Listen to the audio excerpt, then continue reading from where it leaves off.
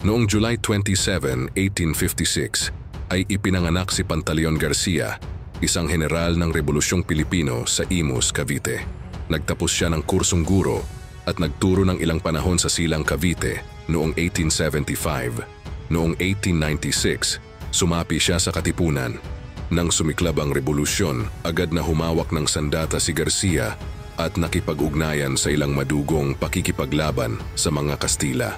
Noong February 1897, na may 30 tauhan lamang mula sa Imus, matapang na nilusob ni Garcia ang kuta ng Silang.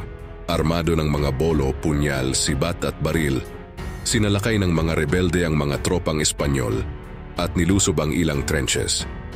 Para sa kanyang tagumpay at kabayanihang ipinakita sa engkwentro, ay ginawa siyang koronel.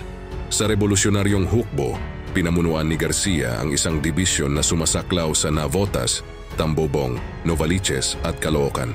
Hinirang siya ni Aguinaldo bilang isang komite upang magsagawa ng investigasyon at magulat sa kaso ng magkapatid na Bonifacio.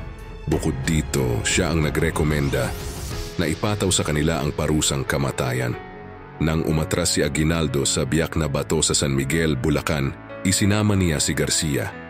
Habang sila ay nagkakampo sa kagubatan ng Puray sa Montalban, sila ay inatake ng biglaan. Ang mga tauhan ni Garcia ay naglunsad ng isang counter-attack na humantong sa pagtakas ng kalaban.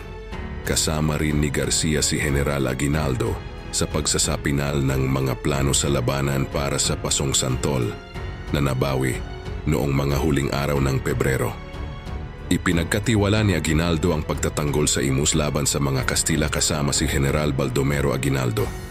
Sa digmaang Pilipino-Amerikano, si Garcia ay itinalaga bilang isang commanding general sa gitnang Luzon.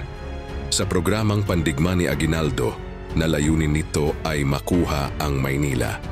Upang maisakatuparan ang plano, ay pinangalanan niya ang 5 sa kanyang pinakamahusay na mga revolusyonaryong general upang bumuo ng pantay na bilang ng mga brigada. Isa si Garcia sa 5 general na iyon.